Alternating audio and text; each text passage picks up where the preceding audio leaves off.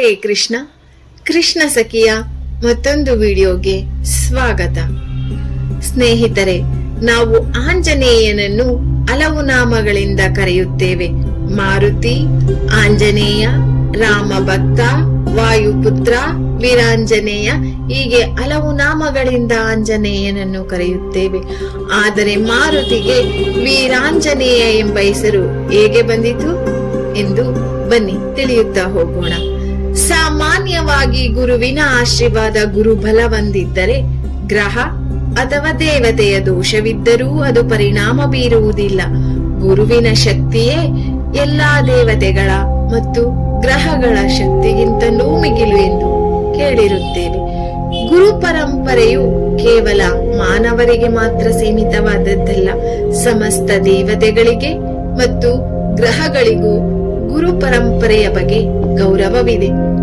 ಒಮ್ಮೆ ಪಾರ್ವತಿಯು ಶಿವನನ್ನು ಕುರಿತು ಹರ ಮತ್ತು ಗುರು ಇವರಲ್ಲಿ ಯಾರು ಶ್ರೇಷ್ಠ ಎಂದು ಕೇಳಿದಾಗ ಶಿವನು ಹರನಿಗಿಂತ ಗುರುವೇ ಶ್ರೇಷ್ಠ, ಹರ ಮುನಿದರು ಗುರು ಕಾಯುವನು ಎನ್ನುವನು. ಇದು ಹೇಗೆ? ಭೂಲೋಕದಲ್ಲಿ ಇದನ್ನು ಸಿದ್ಧ ಮಾಡಿ ತೋರಿಸು ಎಂದು ಪಾರ್ವತಿಯು ಅಲ್ಲೇ ಇದ್ದ ದೇವರ್ಷಿ ನಾರದ ಮುನಿಗಳಿಗೆ ಆದೇಶ ನೀಡಿದಳು. ಭೂಲೋಕದಲ್ಲಿ ಆಗ ತ್ರೇತಾಯುಗದ ಅಂತ್ಯದ ಸಮಯ.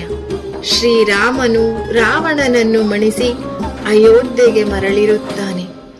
ಯುದ್ಧ ಸಂಪೂರ್ಣಗೊಂಡ ಸಂತಸಕ್ಕೆ ಔತಣಕೂಟ ಏರ್ಪಡಿಸಿ ಯುದ್ಧದಲ್ಲಿ ಭಾಗಿಯಾದ ಎಲ್ಲಾ ವೀರರಿಗೂ ಅವರು ಬೇಡಿದ ಪದಾರ್ಥಗಳನ್ನು ನೀಡುತ್ತಿರುತ್ತಾನೆ. ಆದರೆ ಮಾರುತಿಯು ಮಾತ್ರ ಏನು ಬೇಡಬೇಕೆಂದು ತೋಚದೆ ಮೌನವಾಗಿ ಒಂದೆಡೆ ಕುಳಿತಿರುತ್ತಾನೆ.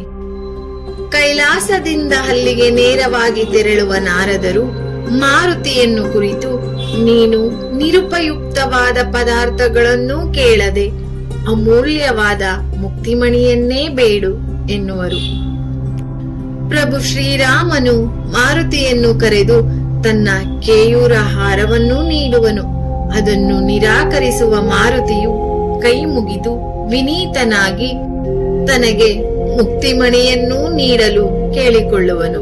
ಆಗ ಪ್ರಭು ಶ್ರೀರಾಮನು, ನಾನು ಈ ಅವತಾರದಲ್ಲಿ ಮಾನವನಾಗಿ ಜನಿಸಿರುವುದರಿಂದ ಮುಕ್ತಿಯನ್ನು ಕರುಣಿಸಲು ಸಾಧ್ಯವಿಲ್ಲ ಎಂದು ತಿಳಿಸಿ ವಸಿಷ್ಠ ಮಹರ್ಷಿಗಳ ಬಳಿಗೆ ಮಾರುತಿಯನ್ನು ಕಳಿಸುವನು. ಹನುಮ ವಸಿಷ್ಠರ ಬಳಿ ಮುಕ್ತಿಮಣಿಯನ್ನು ಬೇಡುವನು. ವಸಿಷ್ಠರು ಮಾರುತಿಯನ್ನು ಪಂಪಾವರ ಕ್ಷೇತ್ರದ ಹೇಮಕೂಟಕ್ಕೆ ತೆರಳಿ, ಅಂದರೆ ಇಂದಿನ ಹಂಪಿ ಪ್ರದೇಶ, ಅಲ್ಲಿ ತುಂಗಾಭದ್ರಾ ನದಿಯ ದಡದಲ್ಲಿ ವೀರಭದ್ರನನ್ನು ಕುರಿತು ತಪಸ್ಸನ್ನು ಆಚರಿಸಲು ಸೂಚಿಸುವರು. ವಸಿಷ್ಠರ ಹಣತೆಯಂತೆ ಮಾರುತಿಯು ತುಂಗಾಭದ್ರಾ ನದಿಯ ದಂಡೆಯ ಮೇಲೆ ಉಗ್ರವಾದ ತಪಸ್ಸನ್ನಾಚರಿಸಿ ಶ್ರೀ ವೀರಭದ್ರನನ್ನು ಒಲಿಸಿಕೊಂಡು ಅವನಿಂದ ಮುಕ್ತಿಮಣಿಯನ್ನು ಬೇಡುವನು. ಆಗ ವೀರಭದ್ರನು ಮಾರುತಿಯ ಕರದಲ್ಲಿ ಇಷ್ಟಲಿಂಗವನ್ನಿಟ್ಟು, ಇದು ಸನಾತನ ಧರ್ಮದ ಮುಕ್ತಿಮಣಿ, ಇದು ಪರಮ ರಹಸ್ಯ. ಈ ಇಷ್ಟಲಿಂಗವನ್ನು ದಿನದ 3 ಸಮಯದಲ್ಲೂ ತಪ್ಪದೆ ಪೂಜಿಸಬೇಕು ಎಂದು ಆದೇಶ ನೀಡುವನು.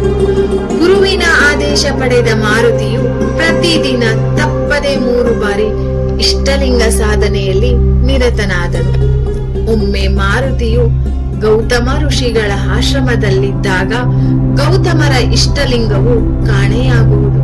ಗೌತಮರು ಶಿವನ ಮೇಲಣ ನಿಷ್ಠೆಯಿಂದ ಪ್ರಾಣ ತ್ಯಜಿಸಲು ನಿರ್ಧರಿಸಿ ಶಿರಚ್ಛೇದನ ಮಾಡಿಕೊಳ್ಳಲು ಅನುವಾಗಲು ಅಲ್ಲಿಗೆ ಪಾರ್ವತಿ ಸಹಿತನಾಗಿ ಬಂದ ಪರಮೇಶ್ವರನು ಗೌತಮರಿಗೆ ಮತ್ತೊಂದು ಇಷ್ಟಲಿಂಗವನ್ನು ಕರುಣಿಸಿ ಆಶೀರ್ವದಿಸುವನು. ಅಲ್ಲಿ ಭಾವ ಪರವಶನಾಗಿ ಮಾರುತಿಯು ಆಡುತ್ತಿದ್ದ ಭಕ್ತಿಗಳನ್ನು ಕೇಳಿ ಆನಂದಿಸಿದನು ಆ ಪರಮಶಿವ. ಹೀಗೆ ಭಕ್ತಿ ಗೀತೆಗಳನ್ನು ಹಾಡುತ್ತಾ ತಮ್ಮನ್ನು ವಾಯು ಮಾರ್ಗವಾಗಿ ಕೈಲಾಸಕ್ಕೆ ತಲುಪಿಸು ಎಂದು ಮಾರುತಿಗೆ ಆದೇಶಿಸಿದರು. ಮಾರುತಿಯು ಅವರನ್ನು ತನ್ನ ಭುಜಗಳ ಮೇಲೆ ಕುಳ್ಳರಿಸಿಕೊಂಡು ಕೈಲಾಸದತ್ತ ತೆರಳುತ್ತಿರಲು ಸಂಜೆಯಾಗುವುದು. ಆಗ ಮಾರುತಿಯು ಪಾರ್ವತಿಯನ್ನು ಇಳಿಯಲು ಸೂಚಿಸಿದನು. ತಾನು ಇಷ್ಟಲಿಂಗದ ಪೂಜೆಗೆ ತೆರಳಬೇಕು ಎಂದು ಆಜ್ಞೆಯನ್ನೂ ಬೇಡುವನು.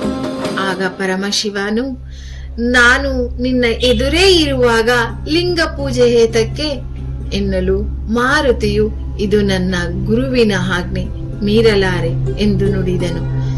ಶಿವನಾಜ್ಞೆಯನ್ನು ಪಡೆದು ಹೇಮಕೂಟದ ಸಮೀಪ ತುಂಗಾಭದ್ರಾ ನದಿಯಲ್ಲಿ ಮಿಂದೇಳಿ ಶಿವ ಪೂಜೆಗೆ ಸಜ್ಜನಾಗುವನು. ಆಗ ಮಾರುತಿಯನ್ನು ಪರೀಕ್ಷಿಸಲು ಶಿವನು ಮಾರುತಿಯ ಇಷ್ಟಲಿಂಗವನ್ನೇ ಮಾಯ ಮಾಡುವುದನು. ಇದರಿಂದ ವಿಚಲಿತನಾದ ಮಾರುತಿಯು ನದಿಯ ನೀರನ್ನೆಲ್ಲ ಬಗೆದು ಇಷ್ಟಲಿಂಗವನ್ನು ಹುಡುಕುವನು. ಆದರೂ ಲಿಂಗವು ದೊರೆಯುವುದಿಲ್ಲ. ಆಗ ದುಃಖಿತನಾದ ಮಾರುತಿಯು ತನ್ನ ಗುರುವಾದ ವೀರಭದ್ರನನ್ನು ನೆನೆಯಲು ವೀರಭದ್ರನು ಪ್ರತ್ಯಕ್ಷನಾಗುವನು. ಮಾರುತಿಯು ಶಿವನಿಗೆ ಲಿಂಗ ಪೂಜೆ ಮಾಡಿ ಬರುವುದಕ್ಕಾಗಿ ಮಾತು ಕೊಟ್ಟು, ಲಿಂಗವಿಲ್ಲದೆ ಶಿವನಿಗೆ ಹೇಗೆ ಮುಖ ತೋರಿಸಲಿ ಎನ್ನಲು ಪ್ರತ್ಯಕ್ಷ ಪರಶಿವನೇ ಎದುರಿಗಿದ್ದರು. ತನ್ನ ಮಾತಿನಂತೆ ಇಷ್ಟಲಿಂಗವನ್ನು ಪೂಜಿಸಲು ಬಂದ ಮಾರುತಿಯ ಗುರುಭಕ್ತಿಗೆ ಮೆಚ್ಚಿ ಒಲಿದ ವೀರಭದ್ರನು, ನಿನ್ನ ಒಂದೊಂದು ರೋಮವು ಲಿಂಗಮಯವಾಗಲಿ. ವಾನರ ಕುಲದಲ್ಲಿ ಜನಿಸಿದರೂ ನೀನು ಸರ್ವತ್ರ ಭೂಲೋಕದಲ್ಲಿ ಪೂಜೆಗೊಳ್ಳುವೆ. ಇನ್ನು ಮುಂದೆ ಗುರು ಶಿಷ್ಯ ಭಕ್ತಿಗೆ ಸಾಕ್ಷಿಯಾಗಿ ವೀರಾಂಜನೇಯ ಎಂದು ಪ್ರಸಿದ್ಧಿಗೊಳ್ಳುವೆ ಎಂದು ವರವನ್ನು ನೀಡಿದನು. ಶ್ರೀ ವೀರಭದ್ರನಿಂದ ಮುಕ್ತಿಮಣಿಯನ್ನು ಪಡೆದ ಮಾರುತಿಯು ಅಂದಿನಿಂದ ವೀರಾಂಜನೇಯ ಎಂದು ಪ್ರಸಿದ್ಧಿ ಹೊಂದಿ ಪೂಜನೀಯನಾದನು. ಧನ್ಯವಾದಗಳು.